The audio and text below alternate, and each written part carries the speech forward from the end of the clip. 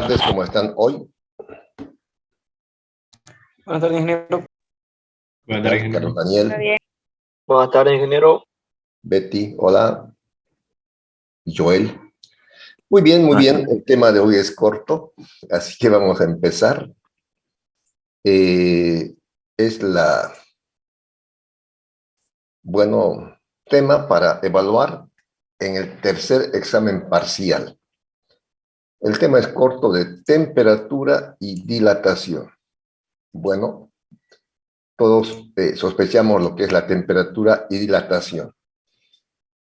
Por ejemplo, esta mañana, ayer había una sensación de frío, otros días hay una sensación de calor. Esa sensación que sentimos de calor o frío se llama temperatura. En este momento la temperatura está muy agradable, son 24 grados que tengo aquí en mi oficina, 24 grados centígrados, ideal. Aunque estoy con una media chompita, pero ideal. Entonces, temperatura. ¿Qué es la temperatura? Lo he anotado aquí. Es la sensación de calor o frío que tienen los cuerpos. Ahora mucho menos que antes, pero en el pasado era muy natural que cuando se encuentran dos compañeros, compañeras, amigos, vecinos, parientes, uno estrecha la mano y hay manos que están más calientes y otras más frías. Entonces, esa sensación se llama temperatura. Por ejemplo, si toco un objeto metálico, me parece más frío, o vidrio, más frío que la madera o la pared. Esa sensación de calor o de frío se llama temperatura. Todos conocen el instrumento para medir la temperatura, es el termómetro. Un termómetro es un tubo capilar de vidrio que contiene mercurio. Este mercurio tiene la propiedad, así como el vidrio, pero más el mercurio, tiene la propiedad de dilatarse cuando está en lugares calientes y contraerse cuando está en lugares fríos. Por ejemplo, si el mercurio se lleva a un recipiente que tenga hielo, a la presión atmosférica, la columna de mercurio bajará a un nivel y ahí se estabiliza. Ese nivel se marca como 0 grados centígrados. La temperatura tiene que ver con la energía cinética que tienen las partículas o las moléculas del elemento o del compuesto, ¿no? Por ejemplo, si tenemos las manos, las palmas unidas y frotamos, entonces se siente una sensación de más calor, ¿no? Uno frota más y más calor. Eso porque la temperatura tiene que ver con el movimiento, con la energía cinética. Cuando el termómetro llevamos a un recipiente que tenga agua hirviendo, el nivel de la columna de mercurio se estabiliza a cierta altura. Ahí se marca 100 grados centígrados. Se divide en 100 partes y cada partecita se llama grado centígrado. Conocemos el termómetro, entonces es un tubo capilar de vidrio que contiene mercurio y este mercurio tiene la propiedad de dilatarse, aumentar sus dimensiones en lugares calientes o contraerse. Aquí más o menos está indicando 35 grados centígrados.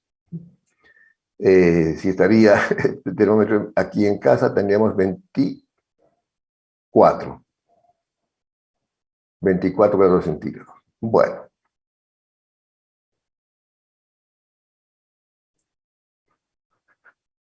Hay lo que se llaman las escalas termométricas. Escalas termométricas.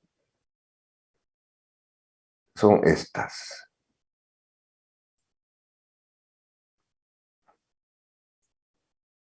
Las escalas termométricas.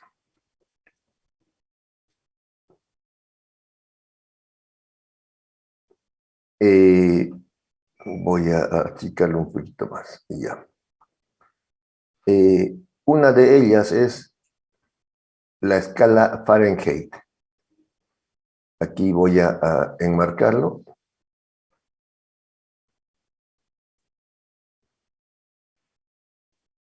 La escala Fahrenheit.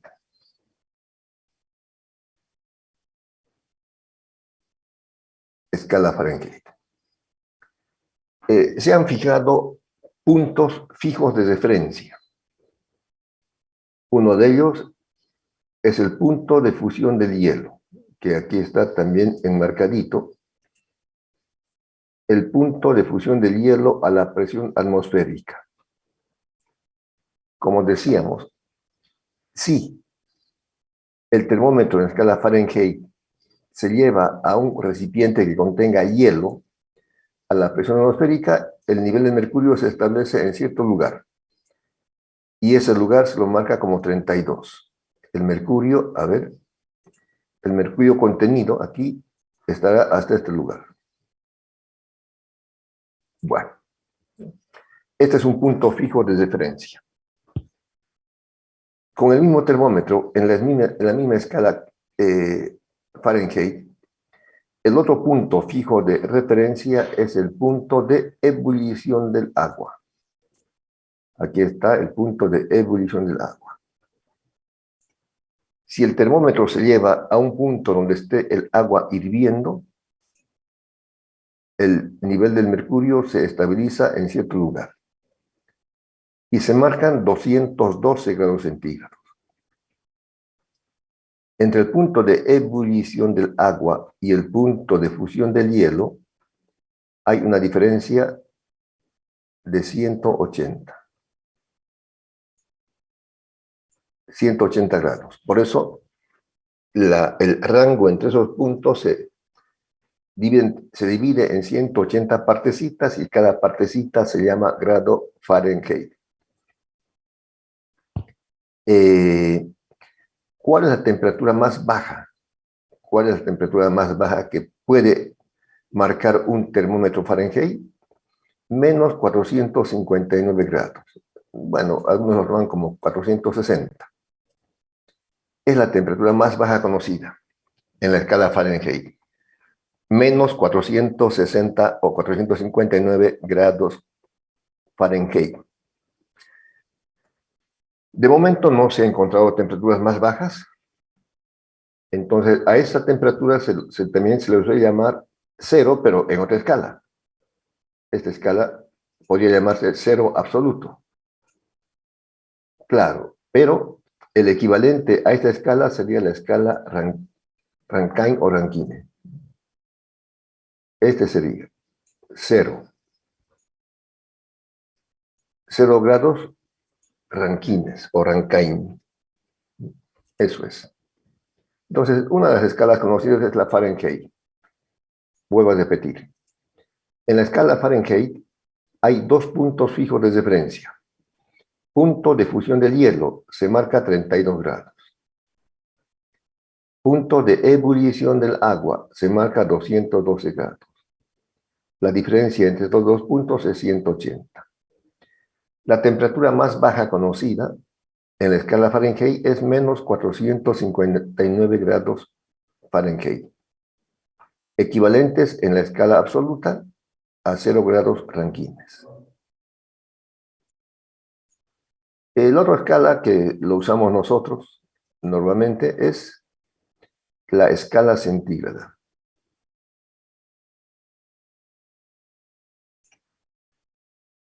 Escala centígrada. Lo propio, los puntos fijos de referencia.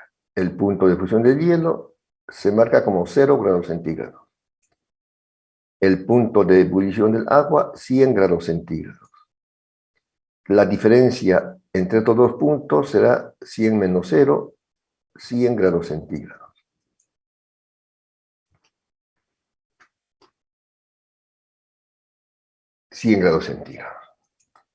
La temperatura más baja conocida en la escala centígrada equivale a menos 273 grados centígrados.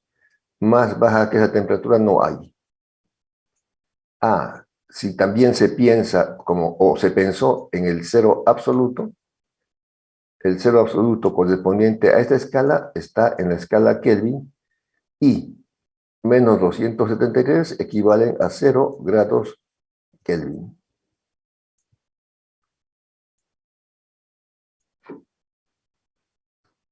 Ya. Entonces, tenemos dos escalas usuales, la Fahrenheit y la centígrada. Las escalas absolutas son también dos, la escala Kelvin y la escala Rankine o Rankine. Entonces, voy a enmarcarlo esto aquí. Estas son las escalas absolutas.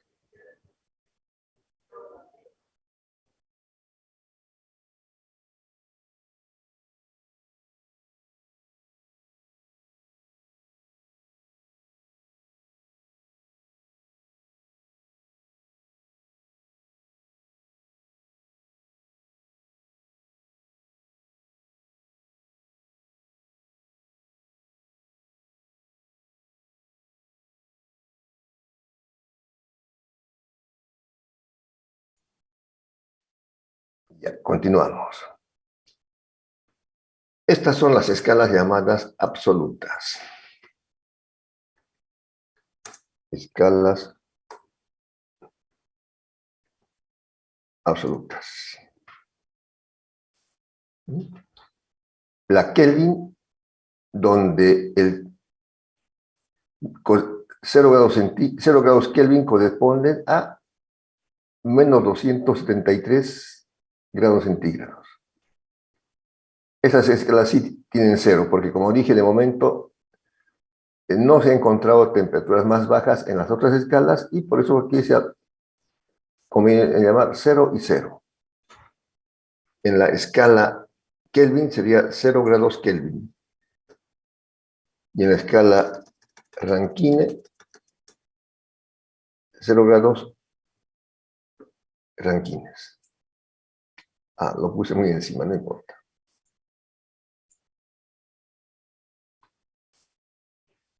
Cero grados Kelvin y 0 grados Rankines. Ya. Ahora, evidentemente, una temperatura dada en cualquier escala es la misma sensación. Por ejemplo, si hablamos del punto de fusión del hielo, el punto de fusión del hielo, en la escala Fahrenheit marcará 32. En la escala centígrada marca 0. En la escala Kelvin, 273. En la escala Rankine, 491. O sea, la sensación es la misma, simplemente midiéndolo en una escala diferente. Bueno, seguimos.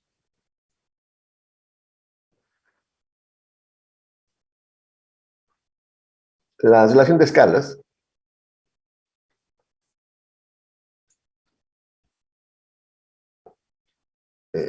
se puede ver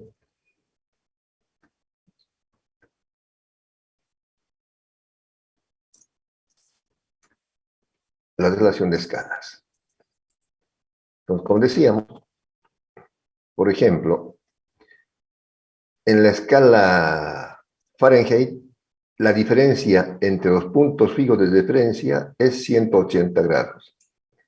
La diferencia entre el punto de ebullición del agua y de fusión del hielo es 180. La misma diferencia en la escala centígrada corresponde a 100.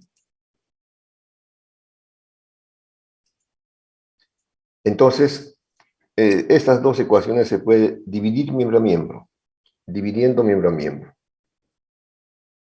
Vamos a ver aquí. Dividiendo miembro a miembro.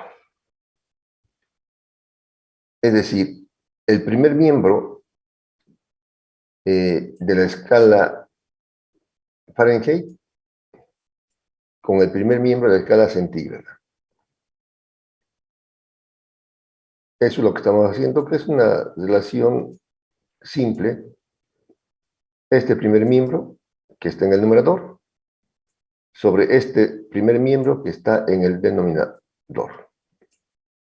Y lo propio, sus equivalencias. 180 y 100, ¿no? 180 y 100. Es la relación que se establece.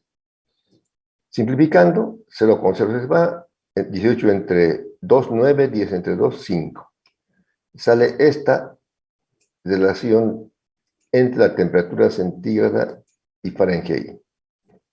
De modo que la temperatura centígrada, la temperatura Fahrenheit, si pasamos la centígrada al otro miembro, está dividiendo, pasa a multiplicar. La temperatura Fahrenheit será igual a 9/5 de la temperatura centígrada. 9/5 de la temperatura centígrada. Pero, haciendo diferencia al 0 grados centígrados, la diferencia para 0 grados centígrados sumamos 32, porque acuérdense que aquí el 0 centígrado equivale a 32 Fahrenheit. Entonces sumamos 32 y tenemos la relación de temperaturas centígradas o Fahrenheit. Entonces se hacen proporciones similares con la escala Kelvin, con la escala Rankine, y se encuentra esta proporción.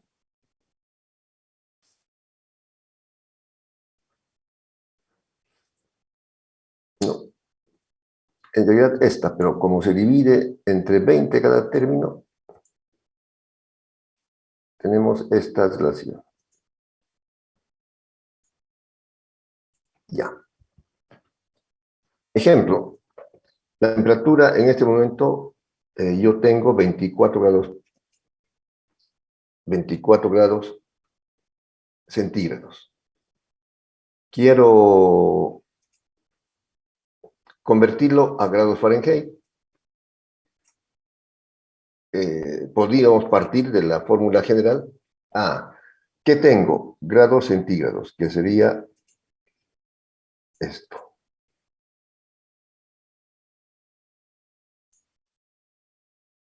Ya. ¿A qué quiero convertirlo? A grados Fahrenheit. A grados Fahrenheit.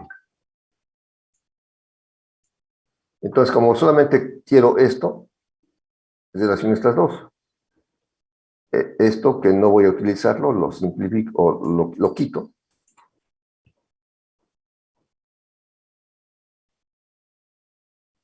Y también este otro término. Y por eso queda eso. ¿Cuántos grados centígrados? 24. 24. Entonces, ¿a cuántos Fahrenheit corresponden? Despejamos la temperatura Fahrenheit.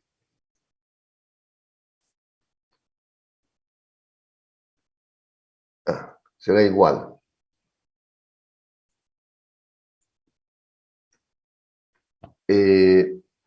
9 que está... 9 que está aquí dividiendo pasa a multiplicar. Sí, 9 por 24. 9 por Creo 24. que serían 11,2 ingeniero. Entre 5. ¿Cuánto? 11,2 me sale ingeniero. 200. Digo, restándolo con el 32, ¿no? Ya. En total, al final, ¿cuánto da? 106 yo multiplica. 9 por 11,2 24. ingeniero, dale. Porque el 9 va a multiplicar 24, se divide con el 5 y se resta con el 32. Se suma a 32. Se suma. Pasa al otro lado. Perdón. 75,2 ya es la operación algebraica. Sale que 24 grados centígrados, la temperatura actual en este momento, equivalen a 75,2 grados Fahrenheit. Y así sucesivamente se pueden ir utilizando estas relaciones. Lo mismo, 24 grados centígrados, queremos transformar a grados Rankines. Entonces, lo mismo podemos hacer. Tomamos la ecuación general. Tenemos los centígrados. Y queremos expresarlo en grados Rankines.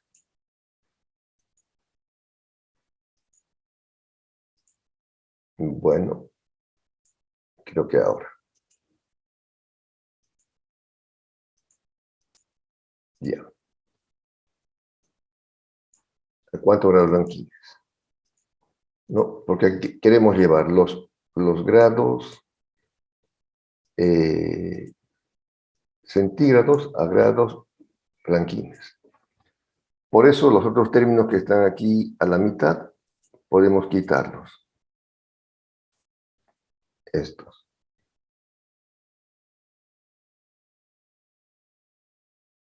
¿Y qué de eso?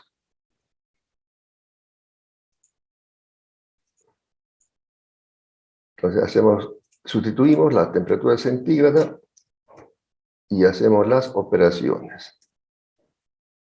Son 24. 24.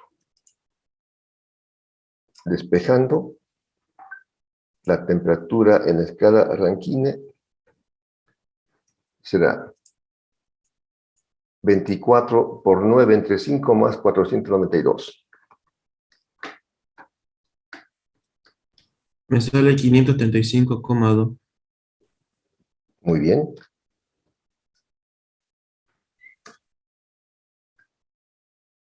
Dos.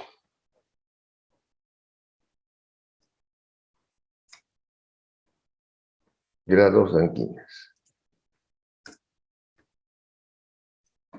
Entonces, como ven, esto no es tan complicado, es simplemente sustituir los datos y reemplazar las incógnitas.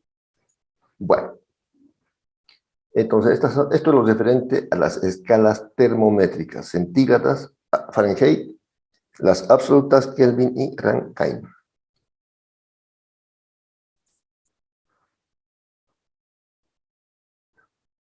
Bueno, veremos dilatación. Dilatación. Como aquí he apuntado, es el cambio de dimensiones que experimentan los cuerpos cuando cambia la temperatura. Cambio de dimensiones que experimentan los cuerpos cuando cambia la temperatura. Dependiendo de la forma del cuerpo, se tiene, por ejemplo, aquí dilatación lineal. Tenemos una varilla, un alambre,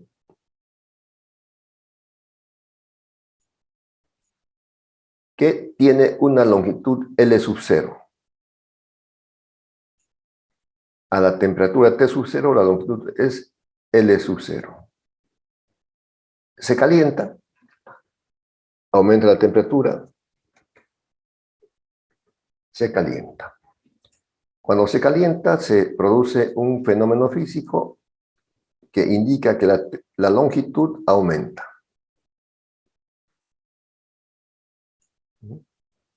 La longitud aumenta. Es un delta de L, una diferencia de longitud.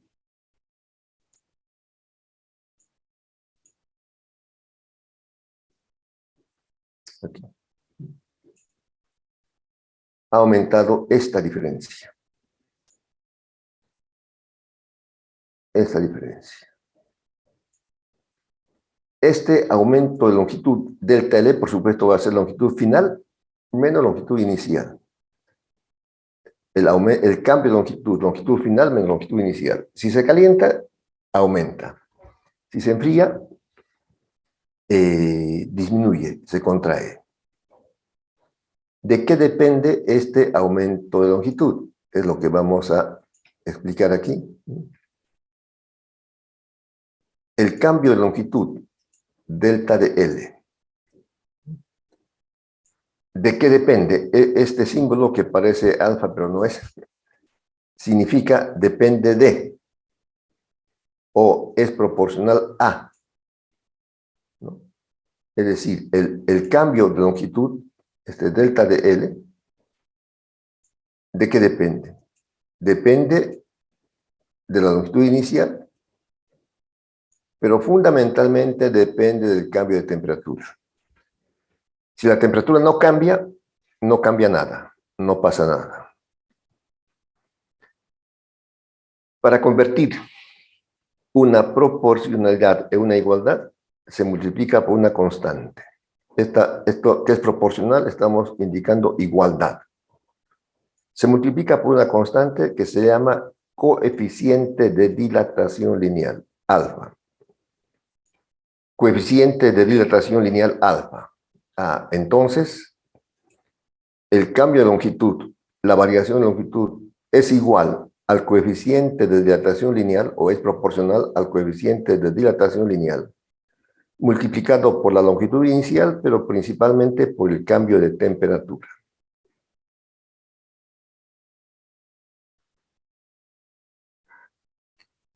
Eso es. Despejando el coeficiente de dilatación lineal alfa, ¿no? Por supuesto, despejando alfa, ese término L sub 0 por delta T pasa a dividir. O sea, cambio de longitud sobre longitud inicial por delta T. Este es el coeficiente de dilatación lineal. Ya está calculado, tabulado para todos los elementos y compuestos.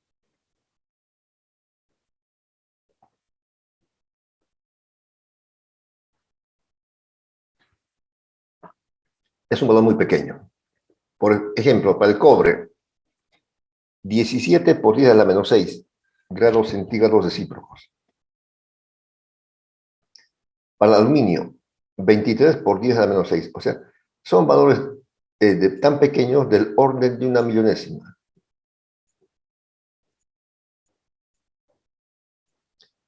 Diez a la menos 6. 10 a la menos 6. Si se eleva al cuadrado, tenemos 10 a la menos 12. O sea, de una billonésima parte. Los coeficientes son muy pequeños. Ya veremos en algún problema. Bueno, desagregando, delta de L, el cambio de longitud es longitud final menos longitud inicial. Y delta de T es temperatura final menos temperatura inicial. De aquí se despeja L y queda esta expresión. En una dilatación lineal, la longitud final es igual a la longitud inicial multiplicado por 1 más el coeficiente de dilatación lineal por el cambio de temperaturas. Eso es.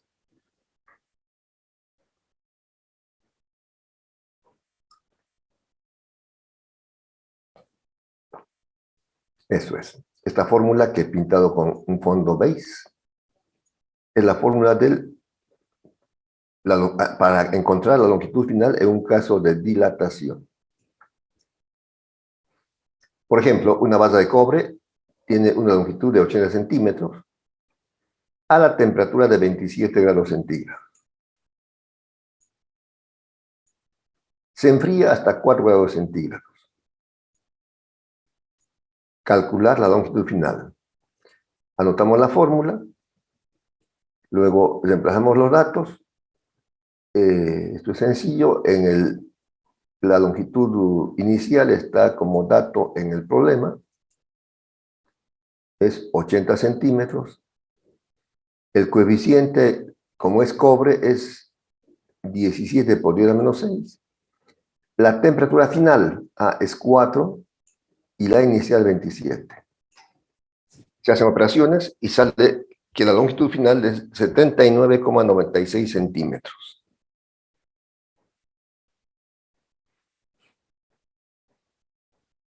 O sea, ha disminuido 4 milímetros. Cuando se enfría, evidentemente la temperatura disminuye. Si se calienta, aumenta. ¿De qué va a depender? De la temperatura final. Como en este caso. En este caso, la temperatura final la temperatura final es menor que la inicial. Entonces el paréntesis es negativo y por eso que la longitud disminuye. Cuando se calienta, la temperatura final, ¿no?, será mayor que la inicial. El paréntesis será positivo y la longitud aumenta. Eso es lo referente a dilatación lineal. ¿Alguna pregunta?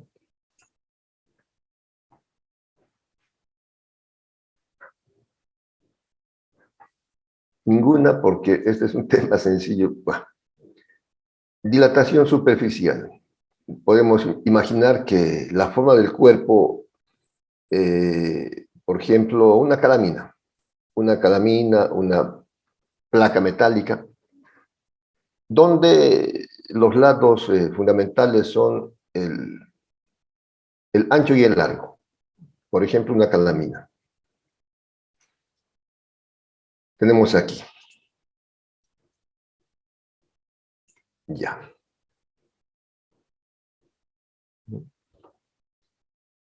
El lado inicial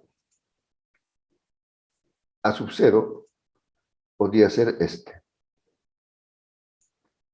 Cuando se calienta, la temperatura aumenta, se ha dilatado, ha aumentado hasta A. Aplicando la fórmula sería entonces que el lado final A será igual al lado inicial A sub 0, multiplicado por 1 más el coeficiente de dilatación lineal por el cambio de temperatura. Temperatura final menos temperatura inicial. En el lado B o en el largo, lo mismo. El lado inicial B sub 0 se ha dilatado. Entonces, B será B final. Sería al lado B inicial multiplicado por 1 más el coeficiente de dilatación lineal por el cambio de temperatura. Lo que se hace entonces aquí es multiplicar miembro a miembro ambas ecuaciones. Multiplicando miembro a miembro. El primer miembro, A por B, aquí está, A por B, es multiplicando el primer miembro con el primer miembro de cada lado dilatado. El segundo miembro, el primer factor, A sub 0 por B sub 0. Aquí está, A sub 0 por B sub 0. Y el corchete, 1 más A, 1, 1, 1, 1. Esto lo voy a usar. 1 más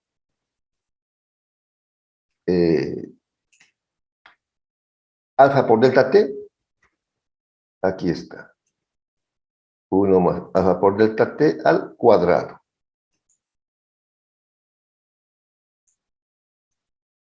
Al cuadrado. Bueno, eso es. Multiplicando simplemente miembro a miembro. Pero A por B, ¿qué es? Es el área final. A, el ancho por el largo, es el área final. El ancho inicial por el largo inicial es el área final. Lo que estamos haciendo es eso. A por B en la placa rectangular. A por B y A sub 0 por B sub 0. A por B, ¿qué es? El área final. A sub 0 por B sub 0, ¿qué es? El área inicial. Y se desarrolla cuadrado de la suma de dos cantidades. Es igual al cuadrado del primero, 1 al cuadrado, más el doble producto del primero por el segundo, más el cuadrado del segundo. El cuadrado del segundo, como dije, alfa cuadrado es 0,00009 ceros o 10 ceros. Prácticamente se desprecia y queda simplemente esta ecuación. Se lo desprecia y queda esta ecuación, que es la ecuación de dilatación del área. El área final es igual al área inicial multiplicado por 1, 1 por 1, 1, 2 veces alfa por el cambio de temperatura. Y 2 veces alfa se llama beta, que es el coeficiente de dilatación volumétrica. Beta es el coeficiente de dilatación volumétrica, que es 2 veces alfa. En las tablas, por supuesto, solamente está el lineal. Si queremos el superficial, entonces es 2 veces alfa. Y finalmente, la otra forma de dilatación es una dilatación cúbica. Dilatación cúbica. Si el cuerpo en cuestión tiene sus 3 dimensiones, ¿no? Tiene el lado A sub 0, el lado A sub 0 que cuando se calienta se dilata.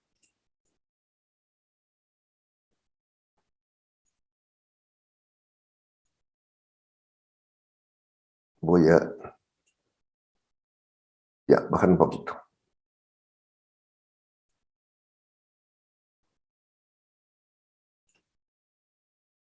Ya. Ahí. Ahora sí está un poco mejor.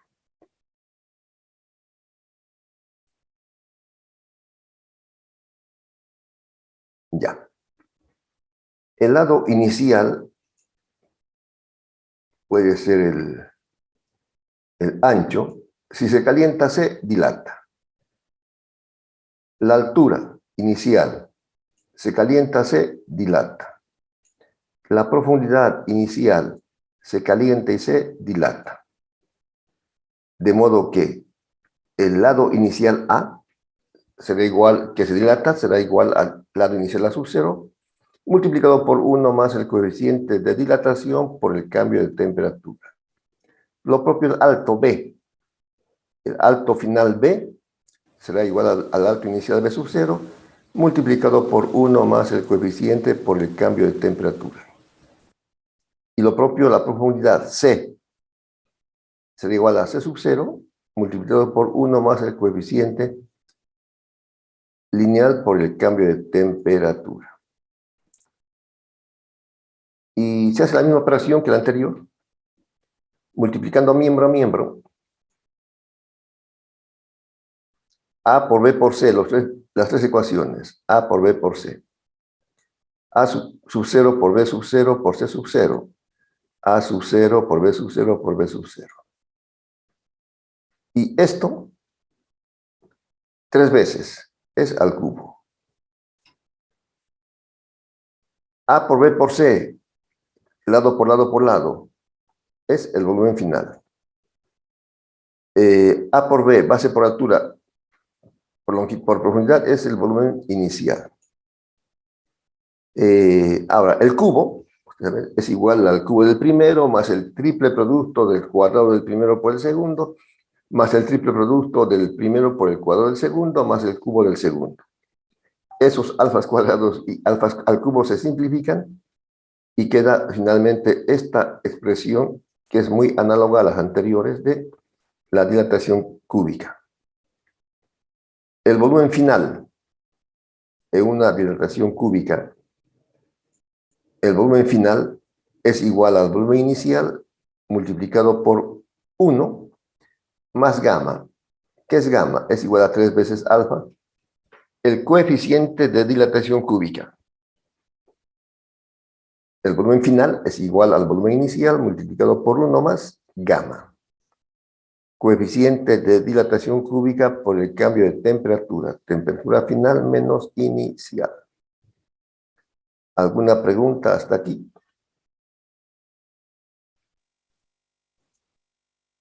Disculpe, ingeniero, ¿cuál era la segunda dilatación?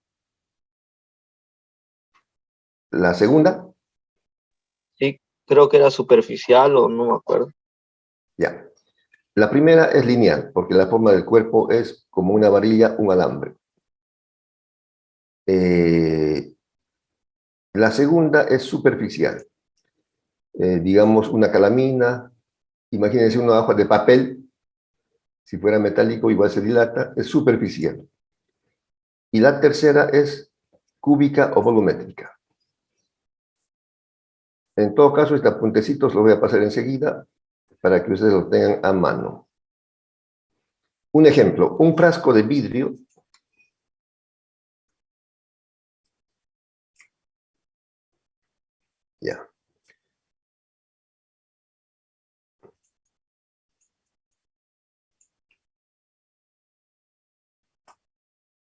Un frasco de vidrio de 1000 centímetros cúbicos está totalmente lleno de mercurio a 20 grados centígrados. Se calienta hasta 120 grados centígrados. Calcular el volumen de mercurio derramado.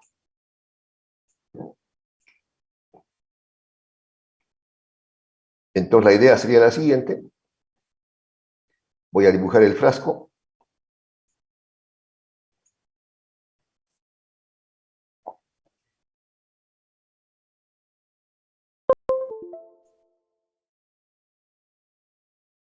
Aquí está.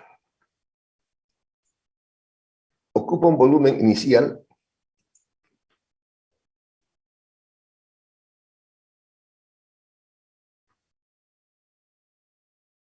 inicial. 1000 centímetros cúbicos. Ya. Está lleno de mercurio. Totalmente. Está lleno de mercurio. La temperatura inicial es 20 grados.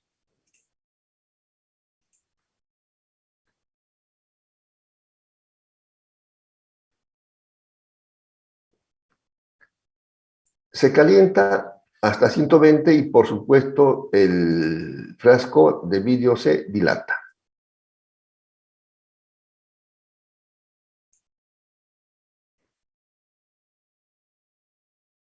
Se ha calentado hasta 120 grados centígrados. Temperatura final, 120 grados centígrados. Y también se ha dilatado el mercurio. Bien. También se ha dilatado el mercurio. Pero el mercurio, que tiene un coeficiente de dilatación lineal mayor que el del vidrio, no solamente se dilata en el frasco, sino también hay una porción de mercurio que se desama.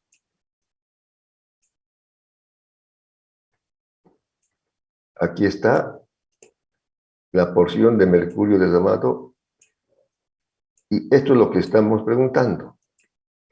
Había un volumen inicial, hay un volumen final del vidrio,